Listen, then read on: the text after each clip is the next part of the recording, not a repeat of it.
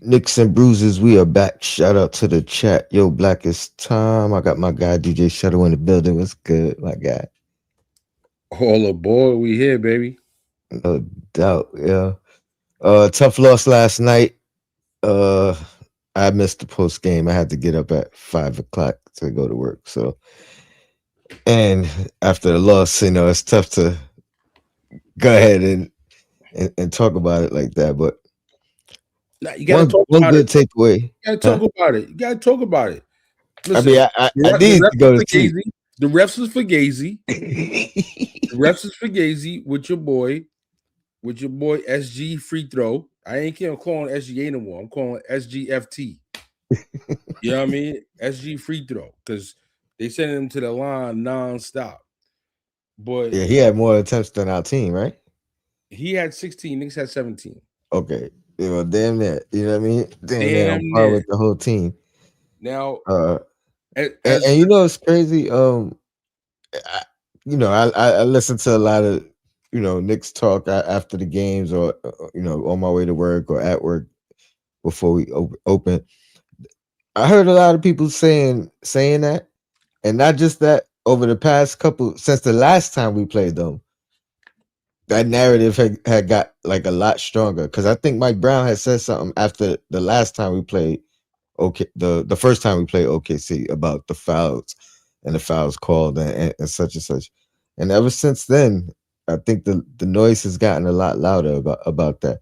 Um but in his post game this time, he said, we spent too much time complaining and you know giving the refs the energy instead of the court and say we did commit a lot of fouls. So who, it is what it is. People say the same thing about Brunson. We kind of got to live with the narrative. But if you're gonna call it one way, call it the other way. If that's the argument, then I think you could always have that argument. You know what I mean? Let it be balanced and fair on each side. This is one of them games I didn't get to watch completely. I had to listen to a lot of it, but I mean, I'll take your word for it, man. If the ref was on some BS, I mean, I believe you. listen, it's not only against the Knicks. He's been getting these calls throughout the league for the past 2 years. Ironically enough, though, with the game in crunch time yesterday, because the OKC game was actually the day before, not last night. Mm, Um, Last night though, they had a back to back, and right with under 10 seconds left, he got called for a push off. mm. Yeah, he got caught. I mean, it was borderline questionable. Like it wasn't one of his most blatant, It egregious was. push offs, but it was a push off.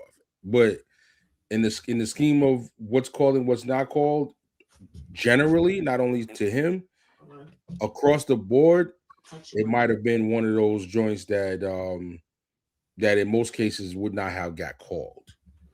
So maybe the league, the league's funny because sometimes like in the playoffs, things that they don't- and when the playoffs come, things that they haven't been calling, they'll call a little bit more. Things that they've called, they let you get away with a little bit more. So it's going to be very interesting to see how they handle him and all players for that matter when it comes to because there's a lot of push off going on in the league right now. Like push offs, push offs is right up there with traveling right now. It's like we ain't calling push offs. Like it's part of the game now. it, So what you gonna do? it, I mean, towards the end of the season, that's how it goes. Getting into that playoff mode, a little bit more physicality being allowed. So it's kind of like the refs let a lot more things go towards the end of the regular season, I mean, going I'd, into the I'd love playoffs. to see Bridges going to the hoop, pushing off a little bit, getting some shots. I mean, everybody else is pushing off Bridges. You start pushing off. You know what I mean? Get a little separation. Get that midi popping. You know what I Speaking mean? of Bridges, 15 points. You know what I mean? Like, I don't know when is the last time he had, 15 points, had the stretch where he couldn't get 10. You know what I mean? I guess you could say good, good bounce back for him.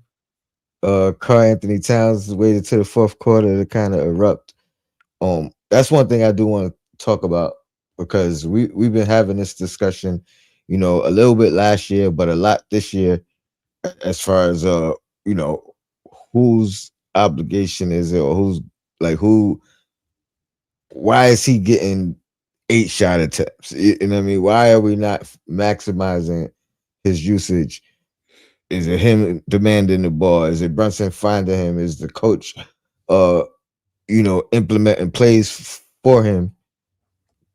But I mean, putting the small guys on them, and it's it don't matter what team we playing. You know what I mean? It's the If they go-to got a strategy now Caruso for every team. or a Holiday or what I mean, like it was the same thing with Randall. Randall, I thought handled it a lot better. You know what I mean? Um, but Randall was also a focal point, a guy that the ball got to, demanded the ball, whatever the case. So it was a different role for him, and we're not utilizing, in my opinion, Cat. We're not exposing mismatches. We're not punishing teams for doing this. And so, what's your thoughts on that though? Like, who's to blame for that, and is it fixable? Well, it's a combination of factors and thoughts that I have about this, right? As a former point guard, I felt like it was always my obligation to get my big guys the rock where they like to get it so that they can score. I just felt like, again, that was my job. And if I didn't do that, I wasn't doing my job. You know what I mean? Now, point guard has evolved since my heyday. So point guards are really more scoring guards than they are setting up big man to score point guards. So, that's the evolution, and that's where we are. And Brunson more or less has been a scoring first player even since Villanova. So, I mean, we can't really be expecting him to change a whole lot. So it is what it is. The other thing is, truth be told, Towns, I've just kind of accepted that he doesn't excel in the post. He doesn't excel in the post. Like, he doesn't have the footwork for the post. He's kind of slow and kind of awkward for the post. He doesn't have any fast moves for the post. And even though he's tall and he's big, like, if you don't have moves, his feet are kind of clunky and clumsy. You know what I mean? Like, he doesn't have the fluidity of certain players. Like, let's say like a Bam Adebayo, for example. Adebayo's got like, I I mean, mean, he's he not he's dream. He's not dream, but he's got but he dream. got one of the best footworks for a big in the league. Like, so He's got I think dream. that's Yeah, he's probably in the 99 percentile when it comes to footwork for a big in today's NBA. right. Footwork in particular. So he's He's definitely no Bam, no Bam, but it's not even close. He's not even a Zubac in the post, to be honest with you. but Zubac is even more fluid in the post with footwork. I agree with you, but I think Zubox is a better example because I, I I've seen Cat utilize a hook shot with the left hand or with the right hand. Um, he's just not in that position often. I agree with you 100% when you talk about the awkwardness of it. But awkwardness aside, he's effective when he, what I mean, he's effective down there, and he's capable of, if he misses that shot, going out and getting that his own rebound and putting it back up as well. So to me, it's a lack of being utilized more than him not being capable. But And I agree with you with the awkwardness, 100%. so, and two more things. One, the coach didn't come with a strategy of saying, we're going to run plays. These are the plays we're going to run. It's kind of a, all right, guys, figure it out kind of concept. And the last part is he is not really a demanding type of personality. You know what I mean? One of the things that was a question mark coming to the team, well, was like, how was he going to fit? Was he going to be a diva? Was he going to be demanding? Like, those are the question marks that came in. He's used to scoring 22, 24 points a game. Like, is there going to be enough touches for him? So those are things that people questioned, So those haven't really been a question because he's kind of allowed himself to blend into the team. He understands his Brunson squad. He hasn't, tried to come in like taking over, taking control.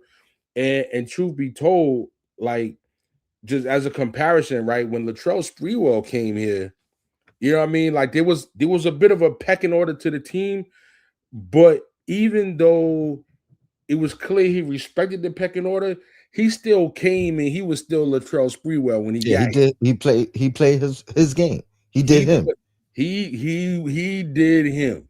And I know that's kind of a throwback 27 years ago, but I just want to kind of keep it Knicks with the analogy, you feel me? And I just don't think that Towns, when you combine all those things, right? Like Brunson's a score first guard. The coach doesn't really run plays. He's thinking, I gotta blend in, I gotta fit in, I don't want to do too much. You combine all those things, and then you don't have a guy that's like super like type A aggressive, then this is what you get. And he's kind of defaulting and saying, like, yo, like I'm here, y'all. Like, use me. And if you're not gonna use me, I'm not gonna overdo it. I'm gonna leave it on y'all to be the people, you Coach Brown, you Brunson. I'm gonna let it be because of y'all that I'm not scoring and I'm not doing more because y'all are not putting me in position to do more versus me being like, yo, give me the damn ball. You know what I mean? And I just think that that's his personality, and that's why it's where it is. And until the coach or Brunson do something more definitive directly for him, he's gonna chill. I don't disagree with anything you're saying, but to your credit of the last part, I put it more on the coach and then Brunson than I do him. Let's say I know you're saying this is not him, but let's say he was to come out and start demanding the ball and speaking, outly that way. That could be come a Oh, detriment. You know what I mean? That could be, looked upon bad with the teammates, with the coach, with the fans. fans. You and, you know what I mean? and that It's, would it's, that would actually be worse than what it is right now. So people got to be careful what they ask for. So I again, which is why I circle it back, and I'm agreeing with you. I'm on the same page.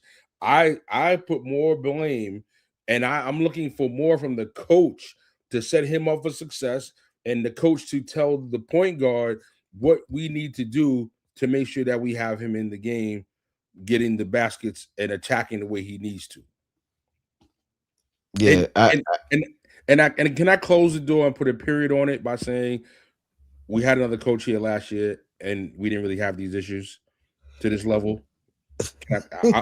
And I'll just end it with that. I honestly, I was gonna say that anyway because last year I felt like Cat was underutilized, but this year it feels like it's a regression. It's even worse, or it's even less. He's even less utilized. So this is more of the reason why I put it on. In a You little know the, the a the little bit of coach fairness more though, so. um, in a little bit of fairness, Mitch missed the first 56 games last year, which resulted in Towns maybe being more acclimated, getting more minutes, being more a focal point. You know, I don't know if how much of a factor that was or is, but everybody wanted less minutes. He's playing less minutes, so this is what y'all wanted. Y'all wanted less minutes. Him, Bridges, everybody's playing less, so they doing a little bit less I now. mean, Now, you now, can't. Hart's got less minutes, and his stats are pretty much the same with better percentages. Yeah, he's actually playing like he first got here. Not You, like that. you know what I mean? Them first 20 games. Yeah, he playing like he first got here. Shout out to Lady and the Chef. She said, "I'm not sure what Mike Brown's looking to accomplish with this roster. I thought he was going to maximize the full potential of the roster, and to me, early in the year, it looked like Bridges was gonna have a peak year, as did Deuce. I think Deuce stayed pat in that. Had he not gotten hurt, we'll talk about him in a second. But I don't know what happened with Mikal. He kind of fell off a cliff. Um, I will say this: there's a lot more versatility within the offense, but I don't know if that's from the system. To me, it's OG's natural progression. I think OG has shown more this year than we've seen from him, especially attacking the rim, going up strong, drawing fouls. Um, OG has been solid, and to me, the eye test, the numbers may not be up, but his game is better. You know what I mean? And his impact is bigger. So I seen growth in OG, but I don't know how much of that is a credit to Mike Brown and what he's doing. I thought he was going to come here and find a niche for individual guys. You know what I mean? Find the matchups to exploit. I don't see that much from this team. Oh man, I'm not but it gonna. makes me wonder. I'm not gonna say nothing about the coach. Are the Knicks coasting? You know what I mean? Coasting through the regular season. He started the year with not chasing wins and things of that nature, but 7 games left. We should see. I'll ask the question rather than say, because I don't see it. Is there anything you could pinpoint or point to that say that you could say Mike Brown has brought this to this team?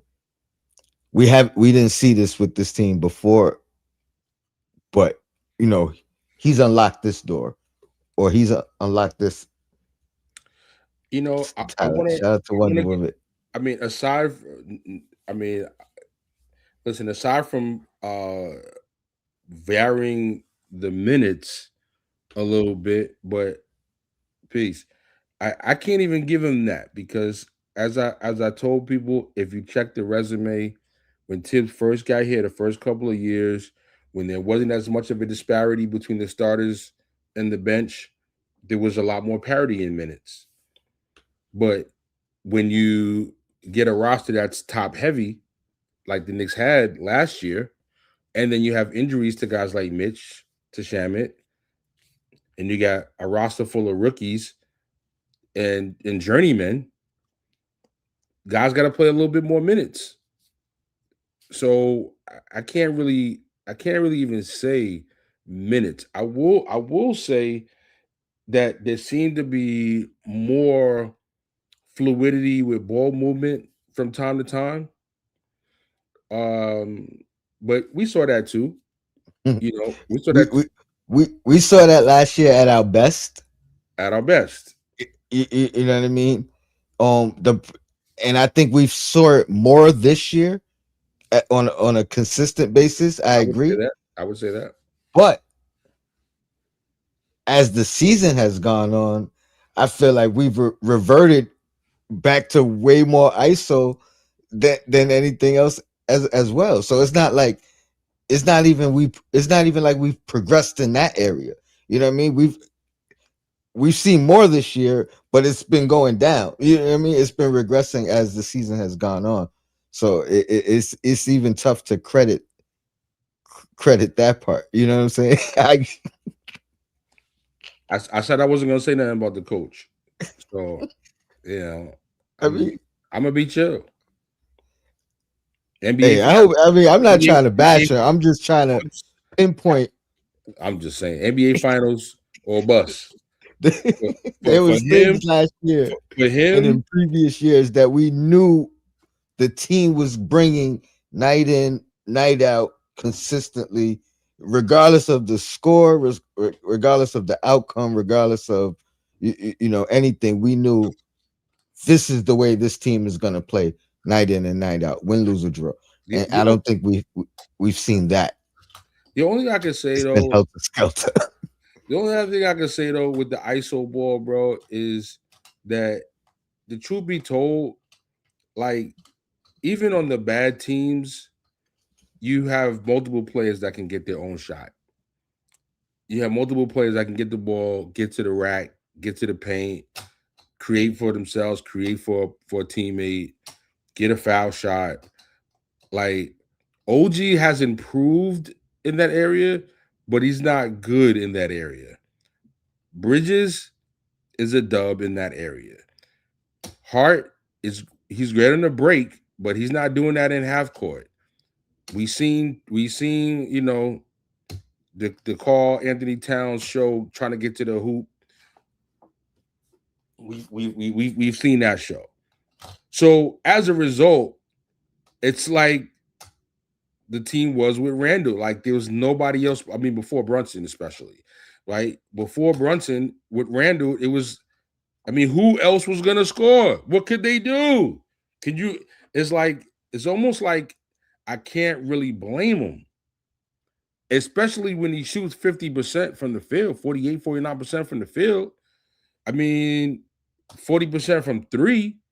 I mean, if he's putting up those kind of numbers and other people don't know how to get their own shot, like what can I really look for this guy to do? It's necessity. It's it's like it's a necessity. And until Bridges and OG and Hart and Towns can show some ability to actually do something, and this is why I said what I said. It's like this is why Clarkson has to play because even off the bench, sorry, I love Deuce, but he cannot create his own shot. Like in 4 years, there's probably like a handful of times he's shook his man and got to the hoop and got a foul or made a shot. Literally, it's probably not even a dozen times in 4 years. So Shamit, he tries, but that's not his forte. He's a catch and shooter. Deuce, he excels at a catch and shoot. Clarkson is the only other player that can get past his man, create for himself, and get shots consistently. Like that's what he does. The tougher they play defense on him, the more lit he gets about trying to get his shot. It's like, oh, what? That's what y'all trying to do? I mean, So that's a you don't gotta preach it to me. I'm a Clarkson guy. You know what I yeah, mean? I had faith when he was out the rotation, so yeah. I'm with it. Smoke Let when me shout out to Jason Benjamin with the super chat. He says, "Salute, fellas. We beat the Spurs twice, Denver twice, Boston twice, OKC to the wire. We definitely are contenders. I'm reserving judgment for the playoffs. Um, that's I something to can't do wait last for year. playoffs 100%. You know what I mean? Because I want to see if we turn it up a notch. You know what I mean? Because I'll say this to pinpoint something that we have done this year. Jason Benjamin's credit. We beat the Spurs twice. We beat Denver twice. We beat Boston. You know what I mean? We beat some of the good teams. Even though on this recent stretch we can't beat a team over 500, but we have this year. You know what I mean? It's not like we over 6 or 7 like we were last year. That is a positive sign, and that is something that we didn't see last year, which made it a little scary going into the playoffs. I think we're just as much a contender this year as last year. I, I don't know if we've moved up a notch at all. You know what I mean? So it's not that I don't think we can contend. I still think we could beat anybody. I think we got to play our best to do it though. And yeah, maybe the condensed series, the one team, 4, 5, 6, 7 times. Maybe that brings out the best in us where we could lock in. But it don't seem like we've had this urgency or we haven't come out. You could tell the games the Knicks come out trying to prove something. What you could tell when the Knicks come out and they up for a certain opponent, and it hasn't been night in and night out. That's what worries me because I just I the way I played sports and the way I just approach life is that every game counts, every game matters. I mean, you're playing 82 games, so sure, of course, you're gonna hit a dud once in a blue moon. But It's been too many. It's like as much as I'm impressed by those wins, Mr. Benjamin, I'm equally concerned about the losses to let's see, losses losses to Chicago by 10, you know, lost to Orlando by 17, you know, um Indiana. Indiana, oh Lord, that was a blowout, you know. So and not to mention the Detroit blowouts, and that's the team you got to beat to get to the NBA finals. I know Kate is down, but you think they're gonna be a walk in the park if you got to face them? I don't think so. So, um, interesting season, man, because like you said, you pointed out last year the team were definitely contenders, right, going into the playoffs, but it was almost like because they lost so many games to the top teams, your expectations were measured. Over, I mean, I think the fan base as a whole. Hmm. I Hmm. don't think I don't think the fan base was thinking we were going to the NBA finals. Many Yeah, people many people were thinking we need to fire Tibbs. He's no good. Some players don't like him. He plays in people too many minutes. We haven't beat anybody. And kind of everybody was almost prepared for a second round knockout and to get a new coach. yeah. I think 80% of the fan base thought last year going into the playoffs we would get into the second round and we were losing to Boston. and, and, And and, that would and, and that would have been a reasonable projection based on Boston. What they just won it the year before, right? mhm, And they were solid. mhm. So now the team overachieves, makes a couple of things in free agency. You got Mitch back for the start of the season. You missed him 56 games last year. Maybe that's why your team wasn't better last year. But nobody wants to hear all that part. But so you coming back now at this season with a different level of expectations. Like I said it before, I'll say it again. I expected the Knicks to be the Pistons this year, to go, to take this thing wire to wire with the number one seed and to be a 60-win team. That's what I expected, whether it was Tibbs or whoever came in here to coach. So, when I look at the team right now, yeah, we beat those. We had those 6 wins. You know what I mean? We beat some contenders, top contenders, but collectively, it it still looks disappointing. We got what, 6 games left? 7. We got seven 7. games left, and we're at 48 wins. I mean, I'm not lighting a cigar. I'm not lighting a cigar in this season. You know what I'm saying? And my boy Tony Crow told me enjoy the ride. I'm trying to enjoy the ride. I want to enjoy the ride and not put it all on the postseason. You know what I mean? But how can I enjoy the ride if I'm not feeling like I'm looking at a team that has, as you said, like definitively, That's what is the team doing that's better? Definitively, what is the team doing that's making me say, all right, yo, compared to last year, we doing this now. So this is why we're gonna go to the next level. There's nothing that makes me say we're ready to go to the next level based on what I've seen this year. And I can't hang my hat on those couple of wins against contenders. I just can't do it. I'm gonna go to this super chat first. Appreciate you, JB. He said, did we expect 70 wins season? Well, Shutter already answered the 60, question. 60, 60 wins. Eh, 60, eh, 60 was my target, and I was prepared to fall at 58, 59. But 60 was what I was looking at. I ain't gonna lie. I'm pretty sure I had us at 55, which we could still hit if we went out. But I don't know if we gonna. I don't know if we gonna win out. I mean, it's possible we could. You know what I mean? But and it's really not about the win total. It's about the quality of wins. And yes, you pointed out some of those quality wins, but it's also we had some real bad losses, like to teams that we shouldn't have lost to, and we had some games where it didn't feel like the fight was there, or the fight didn't come until the fourth quarter, and then it's an uphill battle. You know, even this thing about start slow starts.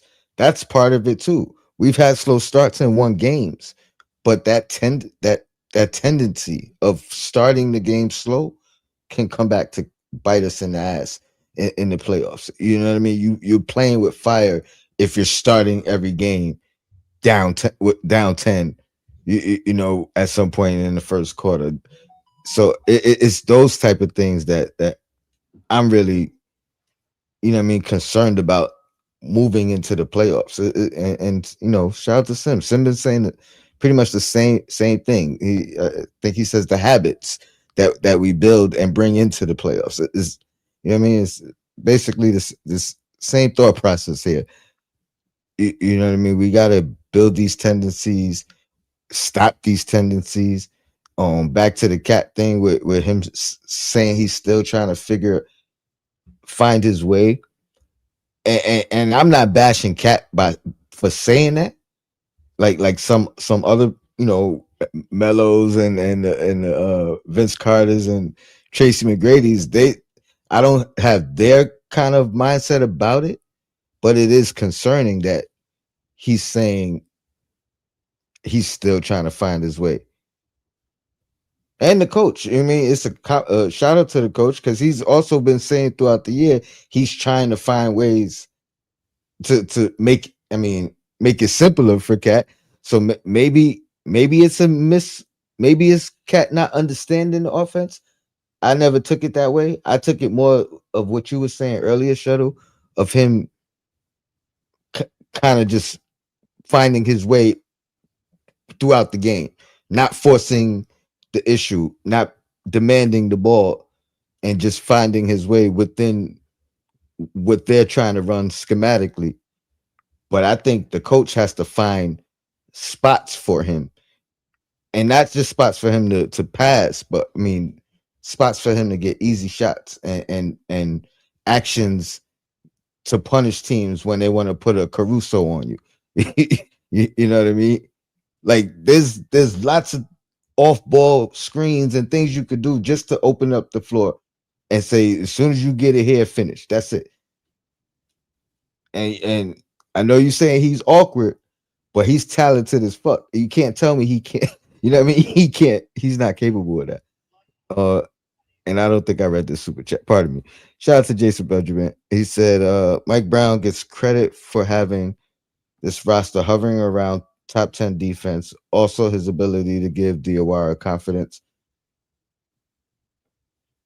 is a tip to his cap, in my opinion. Um, I will credit the improvement that we've made defensively from beginning of the year to now. The defense from, you know, January, even when we were losing, to now, still has us, you know, in that top 10 for sure. Sure. I mean, I was asking, and that's a valid answer. I can't dispute the improvement defensively. I don't know if that is an improvement from last year, but I will say it's an improvement from where we started to where we are this year. I also credit a lot of that to having Mitchell Robinson available a little bit more than you know what I mean. He missed the back to backs, but he was available. You know what I mean for He the missed the duration. first 56 games last year. If you don't think the defense is better because of Mitchell Robinson not missing 56 games, the first 56 games, he still missed a few more games after that last year. Like, come on. It's like, I don't know, man. I'd be disappointed sometimes in my Knicks fans. I'd be disappointed in y'all because we just overlooking the information and the data that's right in front of us. And Diawara, I'm not gonna sit here and say Tibbs wouldn't have played him or not, but yeah, he played. He's not a mainstay in the rotation. It doesn't seem like, but he's on the brink. Um, but I do think he is a Tibbs type of player anyway. So I think I know he you would have heard me got a say shot, that already. huh? I know you heard me say that already. Um, Diawara is definitely a Tibbs player, and to like if you look at the players that Tibbs gave minutes to, and the players that Tibbs sat that didn't get minutes, and the need for a big on the team, and Diawara being a hustle, hard nose, go after it, do whatever it takes type of player, and to act like that's not a Tibbs player and Tibbs wouldn't play him, compared to guys that are not Tibbs players that he sat. Again, Knicks fans, shame on you. I'm disappointed in you. yeah, like if we're talking about somebody who who Tibbs wouldn't have played, it probably would have been Clarkston, and he's the guy that I think Tibbs probably wouldn't have played. We know how Tibbs feels about Shamit. Shamit, you know what I mean, came back from injury, couldn't shoot a lick, and played for as long as Tibbs could stand it. You know what I mean, because he trusted him. Um, but yeah, Clarkson probably wouldn't have played. I think Mo would have played though. But But Shamit, that's not a discredit to our coach now for playing him. no, but Shamit wouldn't have been a bad play either though. Shamit was having an excellent season until he got hurt recently. That's a fact. One more super chat, and we get into this next segment. JB, appreciate your super chat. Having the most regular season wins guarantees nothing come playoff times. Outside of Boston and OKC, these are contenders. Got to prove they can beat us, and that's a perfect segue into our top 10 rankings, right? And who could beat us and who can and you want to go? I'm gonna let you go first if you want to go first. All right, Now cool. But the basis uh-huh. we did do two different premises, so I'll let you explain your list, and then I'll explain mine when we get to it. All But right. this is our top 10. Our ranking the top 10 Eastern Conference teams with Yeah. some caveats. Now, before I share that though, I want to share a stat that I posted. I got a date posted. Okay. Why you doing that, JB? Um, you're right though. Detroit does still have to prove they could beat us in the playoffs. Um, and I do think there are a number of teams that I think Charlotte can be put in that same category, even though I don't like a matchup against Charlotte. You know what I mean? If that potentially happens, but they got to prove that they could win a playoff game series and all that, just like Detroit. Well, they got to prove they could win at home, but you know what I mean. So you're right, but we got to prove we got to prove it too. You know what I mean?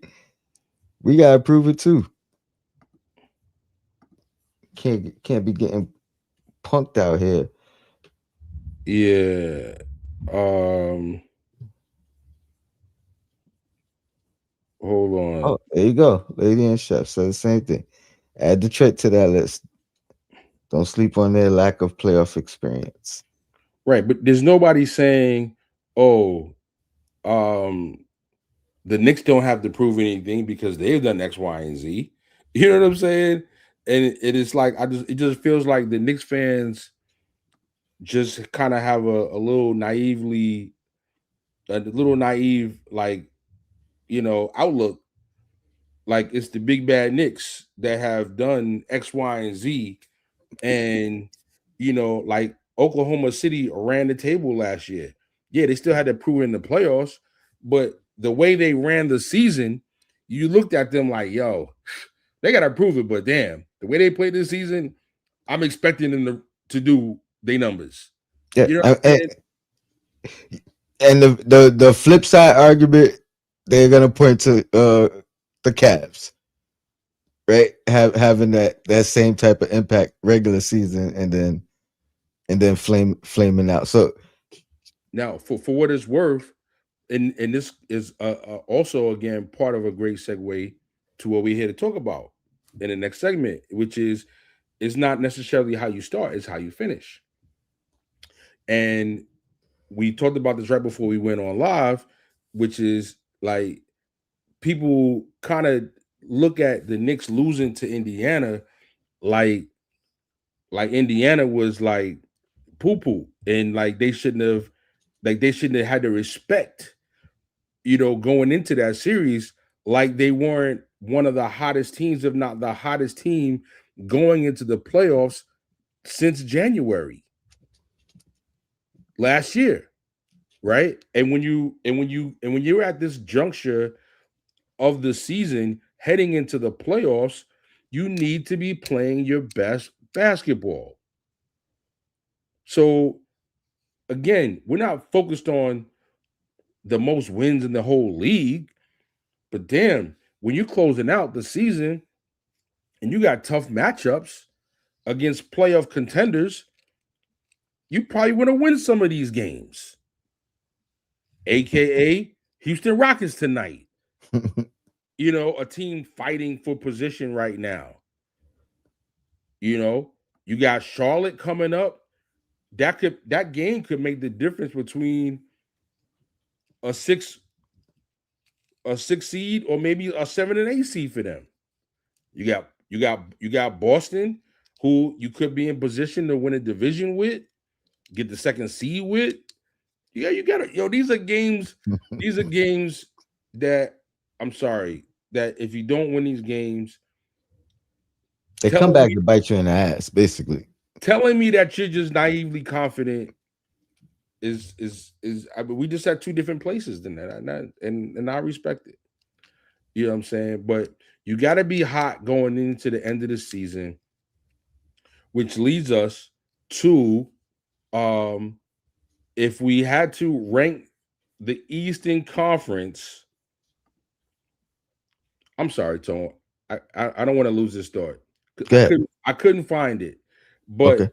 there's a stat that I had found, I had posted before, where of the NBA champions over the past 50 years, the 1 or 2 seed in the conference has won it like 81% or Mm, something, 85, 84, something like that. mm. So yeah, you could be the third seed, you could be the fourth seed, and you could fall into the single percentile likelihood that you're gonna win it, or you could be where the big dogs are that typically win it. And there's a reason why you win at those great percentages, because you are the better teams. Bottom line. Bottom line. Do you got exceptions like the Cavs last year? Of course. One thing I just wanted to add about that whole Indiana thing last year, because I don't think it was Knicks specific as far as like underrating them and maybe not giving them their credit, coming into the playoffs or whatever. But in particular for Knicks, I do think we gotta say part of that was them beating us the year before and us believing that it was due to injury. So you You, took it for you, granted. So you you, took it you for know what I mean? granted. You took it for granted. Not the team, but the fans, the perception. You took it for Hmm. granted. You overlooked them, and it was a foregone conclusion. You were hyped because you beat Boston, who was really the top seed, and you thought it was a foregone conclusion. And this is reminiscent of a few years prior when you thought you could spank the Hawks. You thought the Hawks were going to be a cakewalk. The Hawks, but that year I don't. I'm speaking from fan perspective. We ain't Me know no too. better. We ain't know no better. We Nah, ain't know no better against the nah, Hawks. nah, nah, nah, nah. I would respectfully disagree because isn't that the year where we beat them the whole season? It is. It And the is. fans thought it was gonna be a cakewalk like it was in the season. And this is what kills me. When the narrative is fitting for you, when you beat a team, okay, and oh yeah, we're gonna beat them because we beat them in the season, then the narrative's cool when you beat teams. But then when you lose to a team all season and then you beat them in the playoffs, it's like, oh, we don't got to beat them. It's okay. So it's the flip floppy narrative that people choose to use when it fits the position that they want to have. When, Me, when come on, Tone. when I say we ain't know no better though, I'm just saying it was a long time since we've been in the playoffs. Right? You know what I mean? So that's what I mean. We was happy to be there. Nah. We Fans believed, was but we fans was mad. Fans was mad we lost to the Hawks. no we 100%. They turned on people. Clearly, Yeah, I mean 100%. It was unfathomable. nah. That was wild. Trey Young. I'm glad Wait, hold on. We I'm got glad he's not another here. super chat from Jason Benjamin. This one's for you, Shutter. I'll let you read it. So Mike Brown gets no credit according to Shuttle. Um, well, listen, the team has the same record that they had last year with a better team and another year together. If you told me that Mitch was not going to miss any games due to injury, but only load management, he wasn't going to miss 56 games. Dukes was going to have the best season he's had. You were going to bring in Clarkson. You got the cohesiveness of the same starting five now for the second year in a row with two all-stars and two borderline all-stars, a great glue guy in Hart coming back for their second season together. Are you asking me, should I be expecting the same thing I got last year? Is that what you? And that's my question to not only Benjamin. That's my question to all the people that said, that said Tibbs had to go, and that say Mike Brown's doing a great job. Like, what do you like? You got one argument. He beat a couple of teams that are top contenders, and I will salute that. I absolutely salute that. But again, equally concerning are losses to bottom feeder teams. Bulls, Kings, Warriors, spanked by Detroit multiple times, beat like a kid that stole something. You know what I mean? The number one contender in your conference. So I don't really know what to give him credit for. Tell me the list you mentioned. The Pistons, not the Pistons, but the Celtics, Denver, Spurs. I give him credit for that. But AMO the award, but we think Tibbs would have. we think Tibbs would have found a way to give him close to the 8 minutes per game that he's playing already. Yabusele wouldn't have been getting the minutes with that terrible defense. So basically, Diawara is this team's Achua. A guy, sometimes he plays, sometimes he doesn't. He plays, he has some good games. He plays like, what's he doing? Right? Somebody's got to play that role. He would have, I think with Tibbs, he would have played it. Maybe OG's playing a few more minutes. Maybe Mitch and Towns are playing a few more minutes. But to think that DOR wouldn't average 5 or 6 minutes a game, I think that's it's only speculation. But you know, we got a lot of ISO ball, which is the same thing that been happening. You know, we got the same amount of wins. Appreciate you, JB. Shout out to my guy, the Knicks Cave, man. We gotta link up again. He said the same thing happened last year, so you give the coach all the credit. The same thing happened last year. What's the same thing? I think he's referencing, or let me see. Here's another one. He says, that is Caps. They would not have had him on the floor. You acting like you know who the man was. All right. So that's based off the DOR, and he's basically saying that we gave Tibbs credit for us being in the same position last year. Like you saying, this is where we were last year. We gave Tibbs credit. I mean, my credit to Tibbs is my credit to Tibbs is the progression of the team success over time. Unfortunately, Mike Brown doesn't have that luxury. You know what I mean? And part of him not having a luxury is the situation, him coming in as the coach under them circumstances.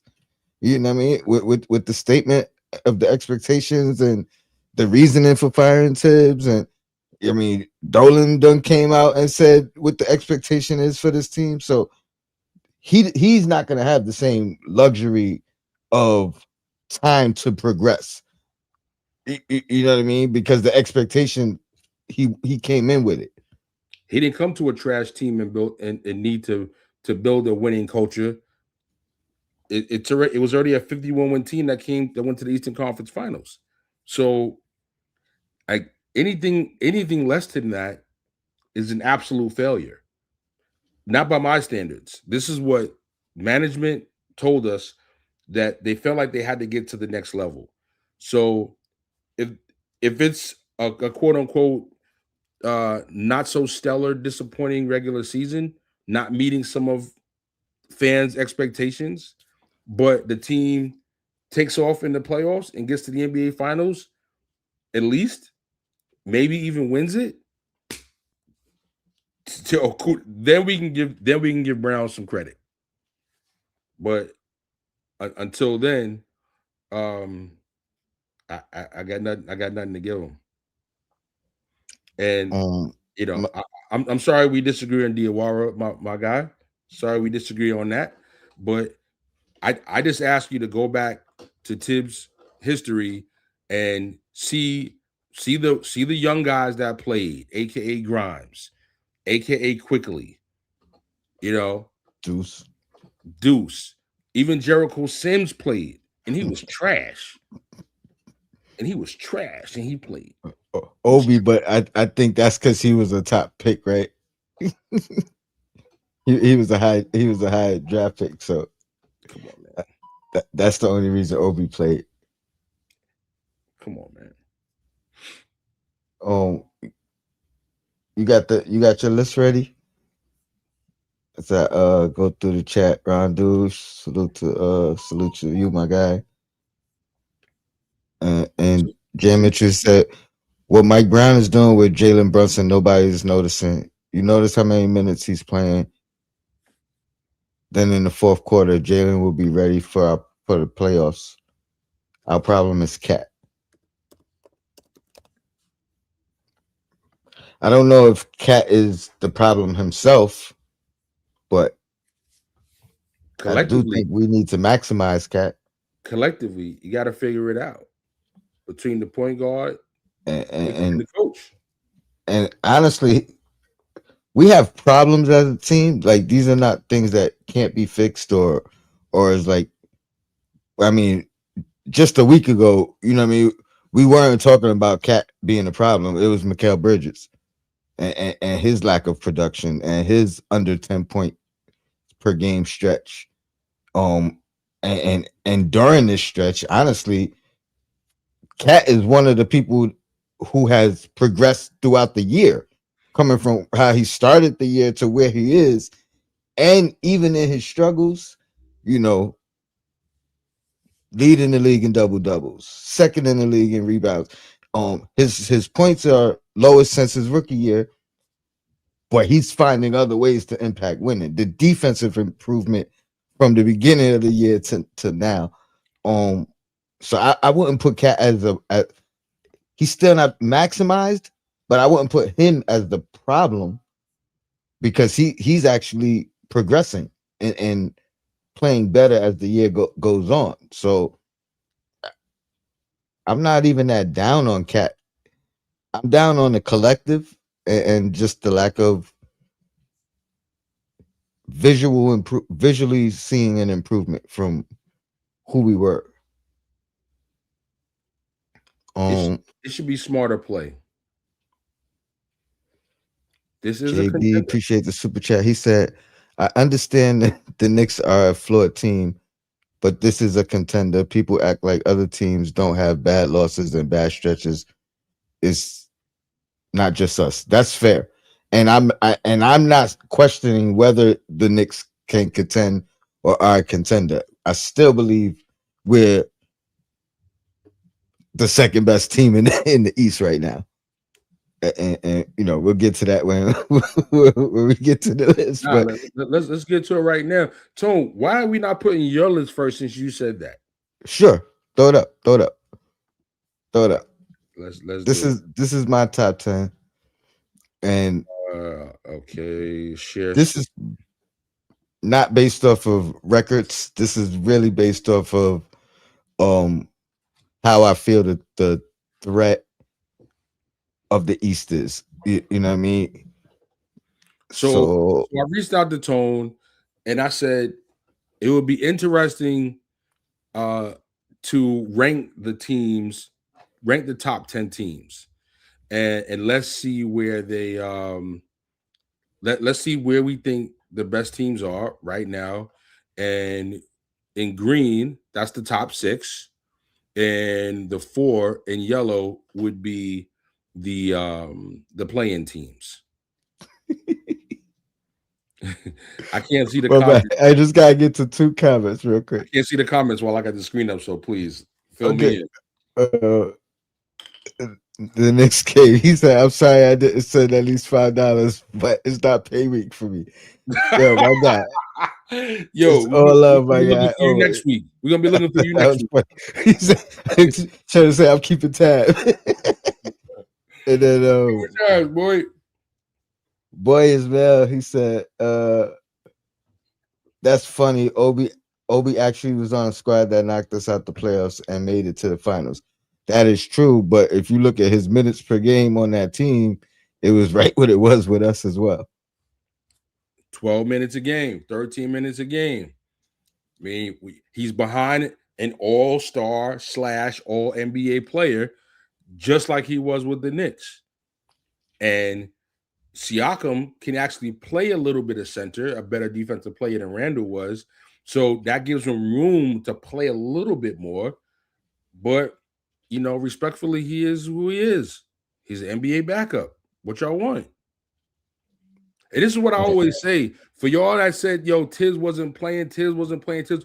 Yo, there's nobody that Tibbs benched, wasn't playing and giving minutes to, that has gone somewhere and become James Harden or something. You know what I'm saying? Like, Quickly was getting big minutes and he had to get traded because the contract situation. But anyway, y'all don't hear me though. Last one, you don't even gotta respond, Shutter. I'm gonna respond because this is what he was saying. Oh, the Knicks cave. He said, but you're forgetting they only played Grimes and Deuce due to injury. I'm just gonna go on record because I've always said that was one of my biggest question marks with Tibbs is he did play people, but he did seemingly wait till it was a last resort. Um, but just to be fair, a lot of guys this year have gotten their minutes based off of guys going out and missing games. So it it's I'm saying it's true both ways.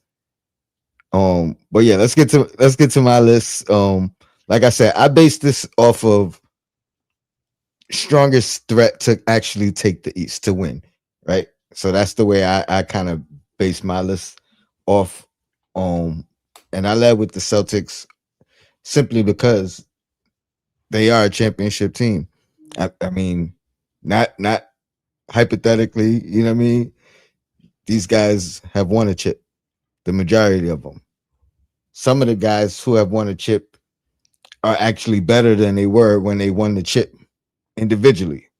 You know what I mean? So the growth of the individuals. Um, so that championship experience, knowing what it takes to win, and let's even take it a step further with this team and a lot of them. You know, the main two guys in particular, but some other guys on that team, they were their trajectory was up for years, right? This is a team that was winning the Eastern Conference. This is a team that was getting to the finals. This is a team that continually was progressing before they got over the hump. So and miraculous year for them, you know, coming back. Or Jason Tatum coming back, Jaylen Brown stepping up, Pritchard stepping up, you know, and so yeah, I think that's enough for me to say this is why I put them at number one. Number two, I'm going with us. You know what I mean? Still a contender. Jason Benjamin. I'm saying they still a contender, even though they got the flaws that you know what I mean that I point out. But yeah, I think number one, we have the talent, and to some people's credit, the bench has gotten deeper. The bench is being utilized a little bit more. Um, who knows what's going on with McBride, but he's one of the guys that I will point to it that has gotten better. You know what I mean, from last year and years past, like the progression of individual players. You mentioned Um, Bruce earlier, Tone. I forgot to give you that side note. I know you say you didn't see the game, but not sure if you saw the box score, but he did play 11 minutes. mm. So he Yeah, did. I knew it was 11 minutes, and I know he I don't think he hit a shot, um, Yeah, they got him out there though. but he got hurt. That's the thing. Um, they do got him listed as questionable, which I guess is a good sign. But I never really know with the Knicks how honest they're being or forthcoming they're being when they give these injury reports. So I hope he plays. If I hope he's able to play and available to play, not trying to play through any pain. If he's hurting still, rest up, get well, get healthy. We need you. Number four, I'm going with the Cavs. You know, I'm putting some respect on them. A team that hasn't gotten over the hump, but they've been there. You know, what I mean, since Donovan Mitchell been there, they've been a threat. Um, James Harden, I know what his playoff performances have looked like, but his talent is his talent, right? And this, I believe in the law of averages. So, you know what I mean? At some When you point, talk about somebody's due, he's due. so that's my law of averages. And the reason I got Detroit so low, um, I mean, obviously the injury of Cade Cunningham is huge. And if I was just basing it off the injury, I would probably put them even lower. But I have them low just literally based off experience. Like some of you guys in the chat have said, they got to prove they could beat us. They got to prove they could beat anybody in the playoffs, right? Because that team hasn't proven that yet. They haven't jumped that hurdle. Um, there's an argument to put Philly above Detroit just based off talent, Mm-hmm. right? Just based off talent. But that's why I got them at 1, 2, 3, 4, 5. That's why I got them at 5 because they're just talented. And if healthy, you know what I mean? That's what they call them, the if healthy 76ers. Um, if healthy, you never know. They dangerous. Miami is Miami. They always gonna be dangerous, right? It don't matter what team they put out there, whether they were first round draft picks or undrafted players. You know they got a system. Like one of the things that I was talking about with the Knicks and us lacking, right, is Is there something that we know the Knicks are gonna bring night in and night out, regardless of outcome? You know what the Heat are gonna bring, regardless of outcome, night in and night out, and that's why they're above the Hawks. Hawks are young, up and coming team that still got to prove it. They on a hot stretch right now, along with the Atlanta Hawks, but both of those teams are just too young to for me to put them above any of the people I got above them. And I don't believe in the Raptors. This is where I did take record and standing and projections. They've been kind of like falling down the standards, and the So you, Magic have been plummeting down the standards. But those are my top 10. That's why I put the order the way I did. so Um, it looks like you threw the record out the window when it came to the Raptors. You got Philly, they're fifth, right? Right Miami. now, Toronto's currently fifth. They tied for fifth with Atlanta. So and you they bunched up with 6 and 7, right?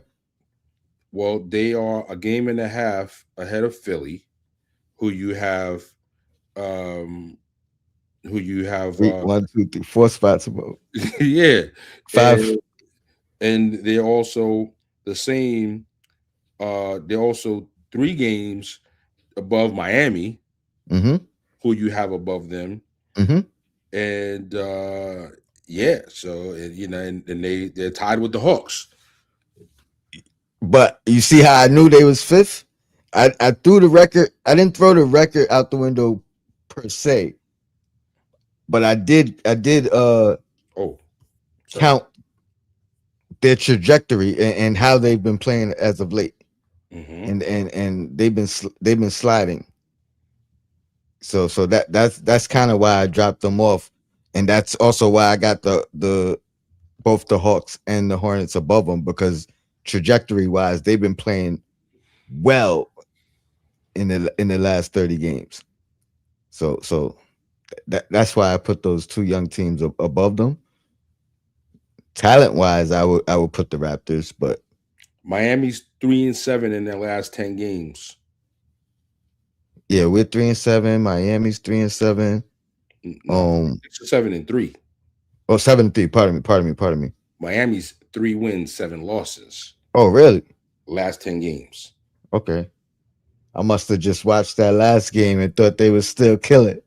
They come back against Philly. Yeah, yeah, yeah, yeah. So Pardon me, pardon self. hey, listen, hey, But Miami's still Miami.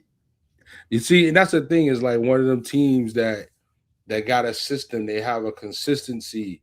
They have a stability of a culture, management, coach. So even if they don't achieve, there's still a brand that you could trust. You know what I'm saying?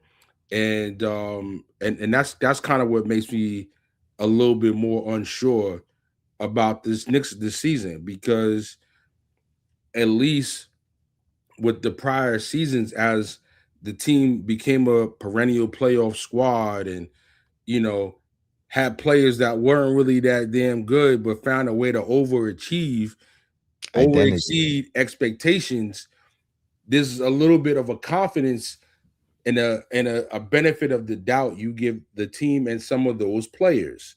But when you change the coach, it's like, all right, well, I'm not going to feel the same way about the team and the coach because it's a new coach and how he's implementing the players. But that's just me. Maybe y'all feel the same way. Y'all get a new coach. Me, I don't. All right. So DJ Shuttle, let's get crazy. All right, let's get crazy.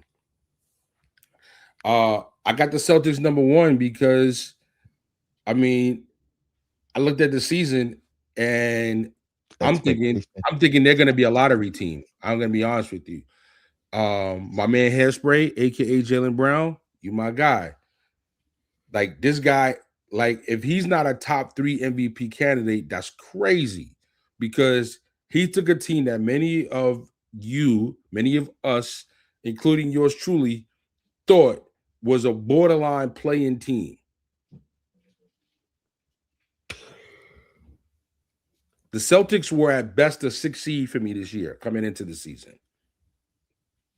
No way I thought they would leap the Knicks, the Cavs, the 76ers. No way I'm thinking they're leaping all of these teams. The Heat, even the Magic, I thought would be better this year. No way I'm thinking that the Celtics are leaping all of these teams.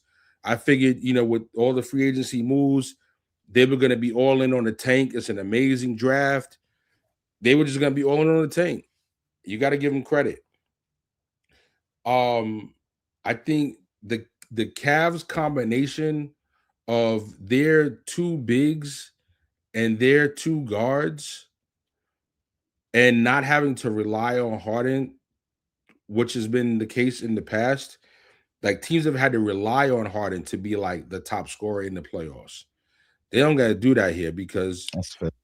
because Mitchell is the go-to guy, and Harden is basically Scottie Pippen on this team.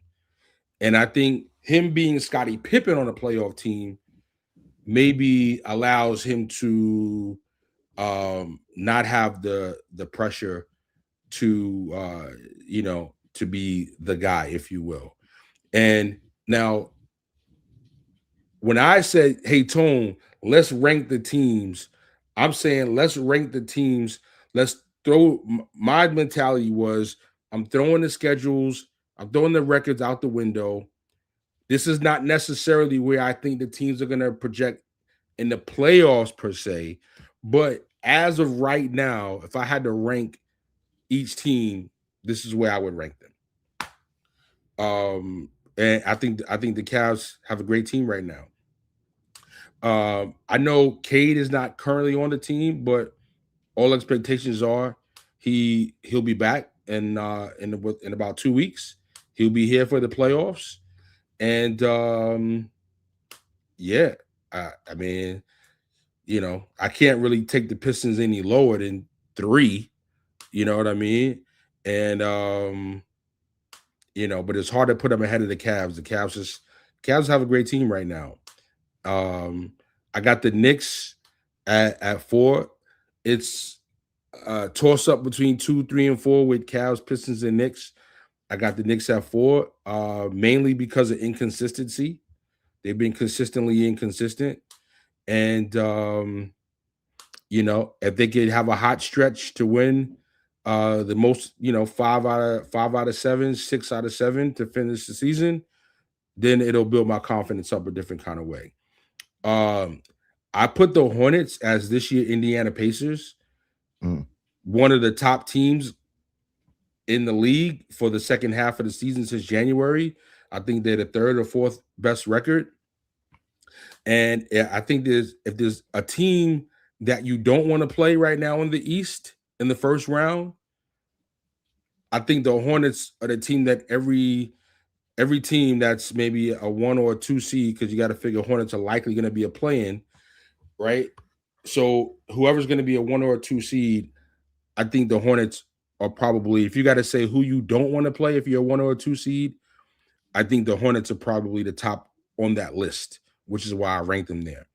And the Hawks are literally right behind them, like a team that Yep. As far as hottest teams, yep. Yeah, as far as hottest teams hitting stride, team that doesn't know any better. They got young guys that are here all kind of for their first time, and first year, second year, third year guys that haven't been to the playoffs and done anything. So, I think they feel like, yo, we, Trey's out of here. We got something to prove. And I again, you catch the Hawks Who, managed to fall into the play-in and become a 7 or 8 seed. Yikes. who do you think's more dangerous? Because the Hawks have more experience overall. You know what I mean? Even experience of expectation. You know what I mean? And then you look at the fact that I think the guys that were there before, that were the players that you relied on, are not, like Johnson wasn't here when they had expectations before. Trey Young is gone. You know what I mean? You know, Well, Like, Johnson was there. I mean, by the time the season ended, there was no expectation. But you know what I mean. Going into the season with him, oh, okay. you know what I mean. He knew about. And then you look at his individual progression. He progressed to the point where he made Trey Young expendable. You know what I mean? Like the franchise looked at him like we have another guy or a new guy we could build around. And Let's see how we could. Let's and see they how we could. and they still have Daniels, right? Yeah, 100%. Yeah, you got a defensive stopper. You got a great two-way player in Johnson. Two-way wing too. You got Like you got that two position two-way that's wings. hard to come by. Yeah, I mean they got their own version of wing stop. You know what I mean? You don't even make me go there. I can't really rate the Sixers that high because I just feel like they're going through the motions, and I mean, I feel like Maxi cares, but I feel like nobody else cares enough. And I mean, if there's any team, I feel like you know, whoever they play doesn't matter. They're gonna lose. Is the Mm, 76ers. Um, two things real quick. yep, Um, let me just speak on the Celtics real quick because you maybe I mean pardon me the 76ers. The reason I think they're so dangerous is because not just Maxi. I like the young kid Edgecombe as well, he's dope. but the fact that they got to play this year without that. Oh, we waiting for Embiid, and just got to play when he plays. We like Embiid became a bonus as opposed to the guy they've been waiting for, and saying, "Oh, we can't." You know what I mean? We can't win without it. We're gonna try to figure out ways to win without him until he comes back. Same thing with Paul George with that suspension and how his season was going, missing games. To me, that makes them even more dangerous because now they're not looking for their savior, if you will. If he's here, cool, we could use him. But we try, you know what I mean? They trying to win and progress without them. I just wanted to add that, and then let me shout out my guy Josh, formerly known as Uncle Fulio. Appreciate the super chat. Not also known as, For formerly sure. known as. Yes, for what I said. That you said formerly known as. Yeah, Okay, yeah, formerly known as. Don't call him Uncle Fulio no more. no problem, Uh, no problem.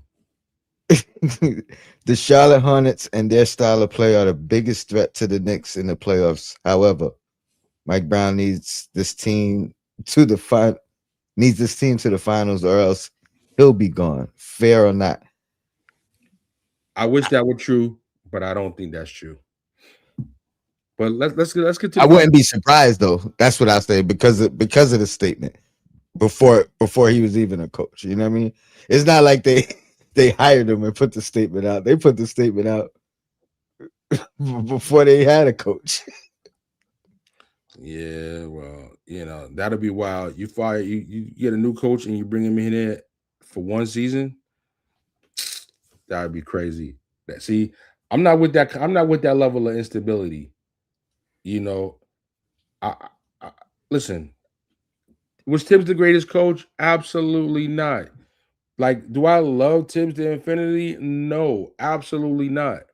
But I love stability, and I love a person that overachieves. And I feel like a person that overachieves and provides stability in culture that has the respect, like I'm gonna ride with that person until they get to a point where it's like, yo, you know what? They're underachieving now. We got to move on. You know, but that's my approach. That's my outlook to coaches. It's not specific to Tibbs or the Knicks. That's how I approach it. So just to wrap up, I got the Raptors down low because they're young and they're feisty, but they ain't beating nobody. Um, I think the Heat are gonna end up being in the play-in, and I don't think they're going to make it out. Mm, And same thing goes for the Magic. I just think that those of the two teams that that are in the East right now. Currently, they're both in the play-in at eighth and ninth respectively, tied with they have tied records, and yeah, I just don't think either one of those teams are coming out when it's going to be all. Your bottom four on the list, is that equivalent to the current standings right now? Uh, no, the Raptors are in fifth, Oh yeah, that's right. That's right. and Let's say Charlotte and those were the Charlotte bottom. and Charlotte currently is They're the a lowest. playing team currently. They're the lowest seeded playing team, but I That just hard to think stretch. I just think that they're better than all the playing teams, and I think they're just as good as the Hawks. So who's 7, 8, 9, and 10 currently in the standings? Philly's at 7, Orlando's at 8, Miami's at 9, and Charlotte's at 10. Ooh, if the playing started right now, who would you have winning? Who would you have winning the 9, 10 seed? I would have I would have Hornets and 76ers. You would have the Hornets winning twice, beating my to get in. Because wait, Philly would play Orlando, right? Yeah, Is 7, that how it works? 8 would play each other. Yeah. Winner would be 7. So I would so all right. So I guess Philly gets in, then Philly gets in, and then You would have Charlotte beating Miami and Charlotte, Orlando. Miami, and Orlando. Okay, and then go back to your list real quick. Now, mind you, I didn't base my list. No, I know, I know. Okay. Okay. If that was the bottom four, how would you have that going? If it was Sixers, Raptors for 7,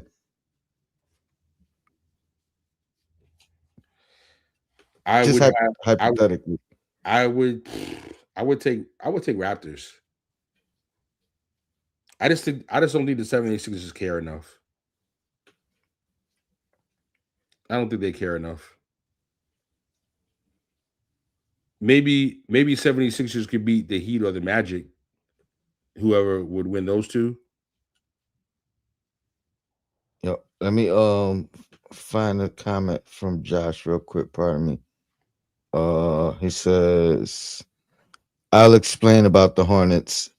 Them in Boston have at least 3 guys that can create their own shot, but the Hornets run more and they have more length." That's fair. Listen, I started the show with how dangerous Charlotte is, so I'm with you on them. They, as far as for us, I don't like them as a matchup. I, Luckily, they would have to beat a few teams to match up with us.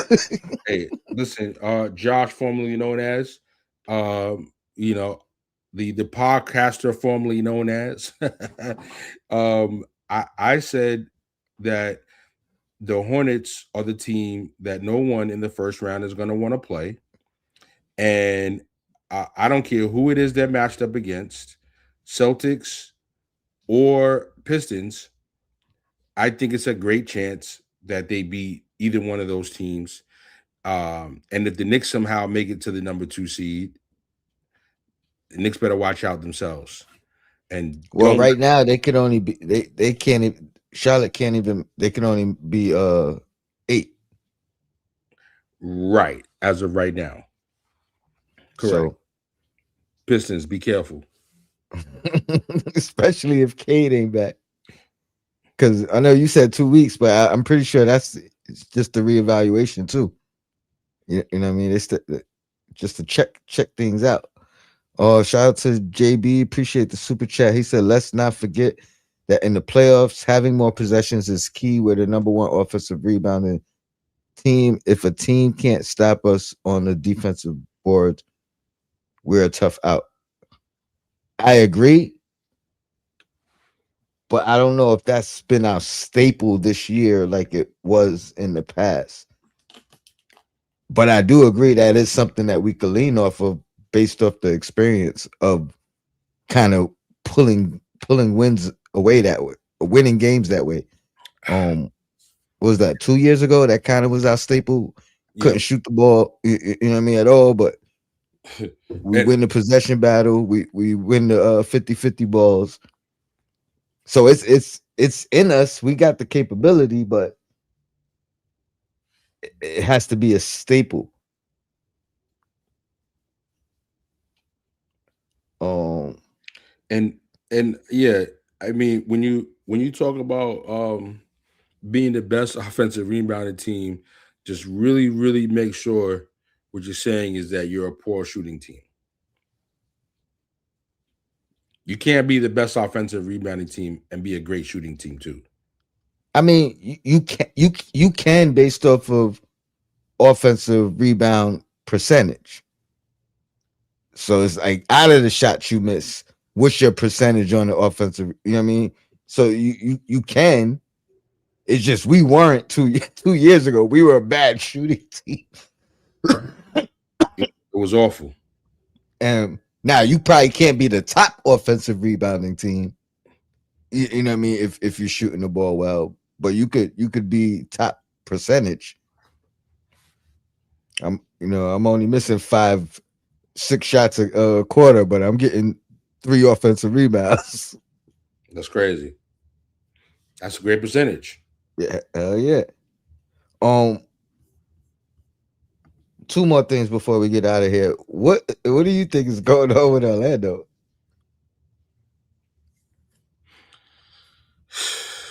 I mean, I think they had a lot of injuries. It's been a tough season for them. Um, Orlando is currently 39-35. I mean, they are 40 games over. They are 4 games over 500. They are looking like they'll have over 42 wins. What's they last 10? They're 3-7 recently. Yeah, yeah. So they've taken the dive. They've taken the dive recently, and the Sixers have leaked them in the past 10 games. They were a game and a half over them. Now they're a game and a half ahead of them. So they've kept pace with the Miami Heat, who's also 3-7, but they've allowed the Hornets to creep up. The Hornets are only a half game behind the eighth seed, and they're only 2 games behind the Sixers for the seventh seed. Mm, So it's a very good possibility the way they're playing that they could get the seventh seed if they keep up. yeah, all they gotta do is get to eight, and then they could get to 7 E- with the e- you know what I mean? exactly. So they've got they've got winnable Brooklyn on the schedule. They got winnable Phoenix on the schedule, winnable Indiana on the schedule. They've got Minnesota and Boston on the road. They got a game versus Detroit, and they've got the Knicks to close it out. You know, so the way the Knicks are playing, they probably won't even be playing that game. Shoot, wait, who won't be playing? The Knicks. Nah, they better be playing. I'm just saying they're gonna be on coast mode last game. They're gonna be locked into the 3 seed, and they ain't gonna mean nothing. Let's. I hope we still fighting for that 2 seed. I hope so as well. We, we got a big game with Boston coming up that might be the Every game is determining a big factor. game coming up for the Knicks. That's a fact. Every game, and this is my problem with this team and my problem with the fans. Every game is a big game right now. Are you kidding me? Are And you the kidding biggest me? one's tonight, right? Yo, and the biggest one is tonight. The game you playing is the biggest game that it is. And if you don't feel that way, I'm sorry. That's not the New York that I know. That's not the New York I know. New York, we don't want to lose no games. I don't want to lose to nobody and nothing. Not bowling, not Jenga, not chess, not checkers, nothing. I don't want to lose nothing. That's New York mentality. What are we talking about? I'm going to pack some of y'all Knicks fans up talking about, oh, it don't matter. It's only the regular season. Wait till the playoffs. I'm going to pack some of y'all up. Um, Let me last thing before we get out of here, Josh. FKA. That's right. Don't call him Uncle Fulio, like Mona. Don't call me white girl. Um, appreciate the super chat. He said one more thing. People need to give up on the idea that Mikal is going to be a primary scorer. He's a 3 and D. He's a 3 and D on Phoenix. That's what he was. Would be nice, but I'm cool. We're playing the Shane Battier role. Um,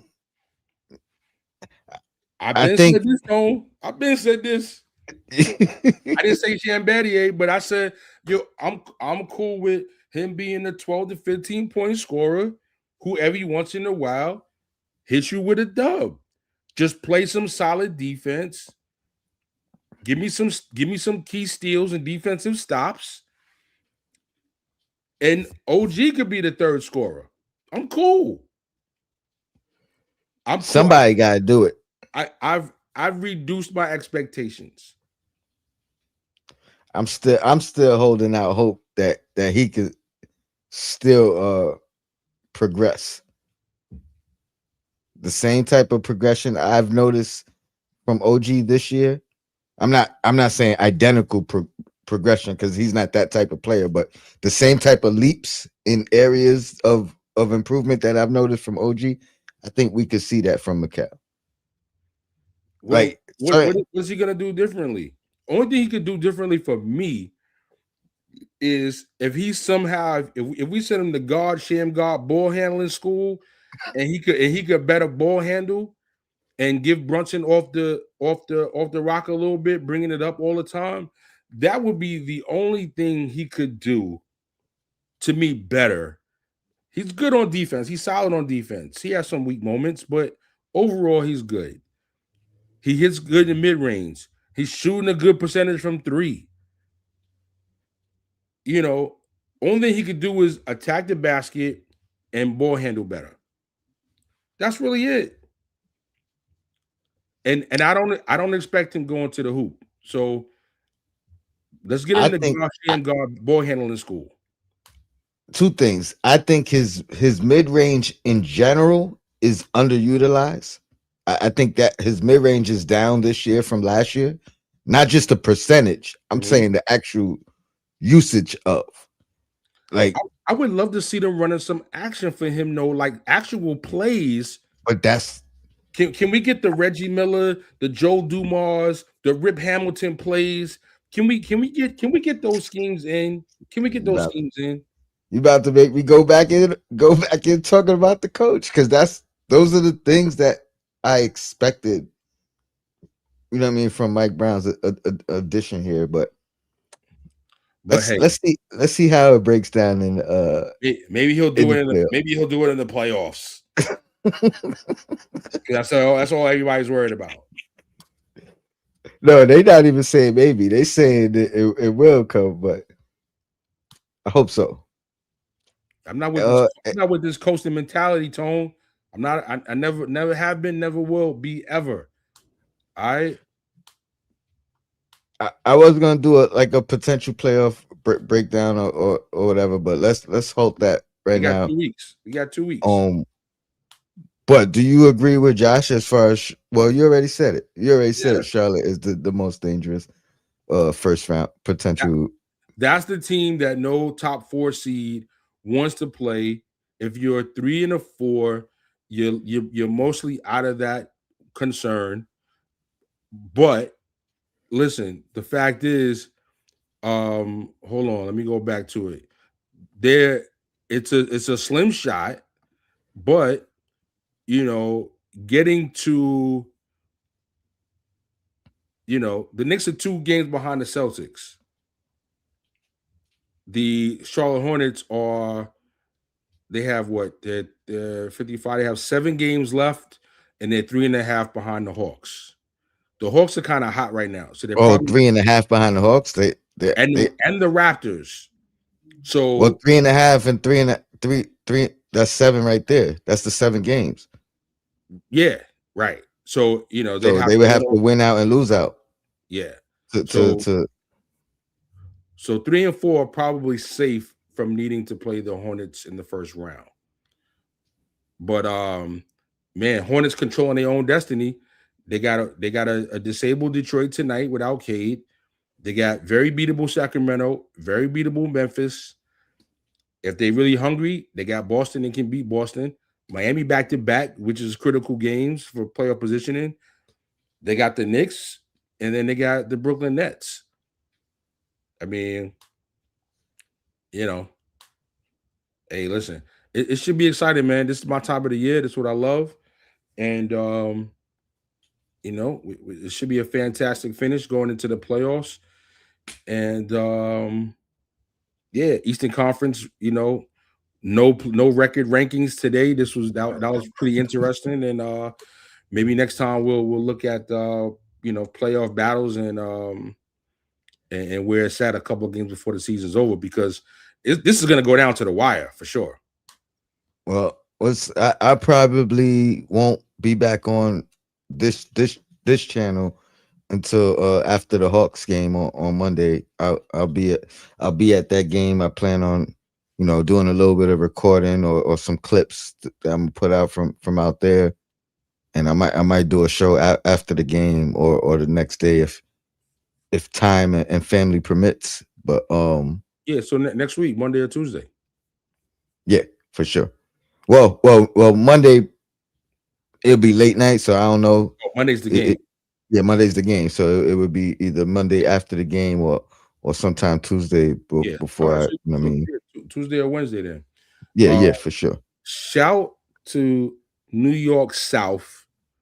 Shout to New York South. Y'all the MVPs out there in Atlanta taking over that arena. Okay, now don't wait to get your tickets last minute. The Hawks are playing real well. They're looking like they're gonna be in the playoffs. They might avoid the play-in, so the fans are gonna be trying to buy them tickets down there. New York South, get your tickets if you don't got them. It's important that we take over and we get them "Let's Go New York" chants going early. Shout to y'all. For sure. And you already know I'm gonna be Knicks dripped out. You know what I mean? I probably post a couple of outfits the day before. Have I'm guys help me figure out I'm gonna which have one to I hit should my New throw York on. promoters. I'm about to get my hit my New York promoters up so we can get the Knicks post game win party somewhere in Atlanta. Yeah, let You me know. understand? Let me know. I'll Nah, pop up with the whole family. I'm on the horn already, New York. I'm on the horn. All right, Tone, we out of here. Yo, appreciate you, man. Appreciate you for sure. Shout out to the chat. Appreciate you guys for tuning in. The replay game, the super chats. I appreciate that for sure. Until next time, yo, Blackest Time. We out of here. Peace.